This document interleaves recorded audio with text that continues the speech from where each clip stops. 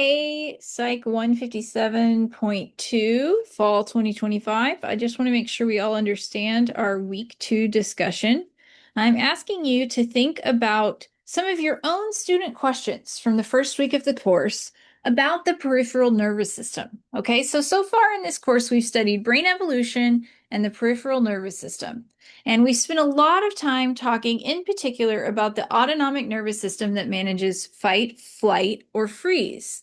And this is where a lot of your questions kind of emerged. So Paula asked, what am I curious about, or what I am curious about when it comes to the nervous system is the aspect of fight or flight. Yeah, super curious. And we call it fight, flight, freeze in this class. And you can feel free to discuss that. I want to know if the events that we face that cause the fight or flight to activate in our brains can be changed. Well, we won't get to completely answer this until we've studied a little more in the course, but I love, this introduction to discussing fight, flight, freeze from Paula.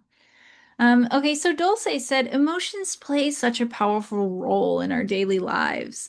I find it interesting to think about the connection between our biology and the way we experience.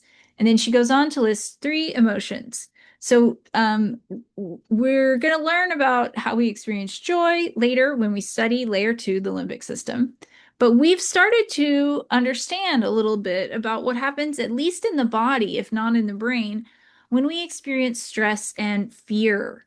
So feel free to discuss that in your response. And if you want a short and simple question, we can look at this question from Melanie Vasquez.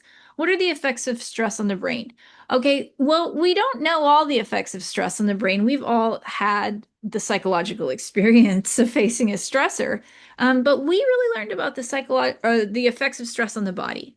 And we know the mind and body are deeply connected. So, what does fight, flight, freeze do in the human body?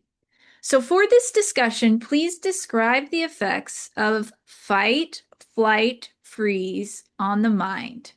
Use an example from your real life to explain the symptoms of fight, flight, freeze that you felt in your body and mind during some particular past experience.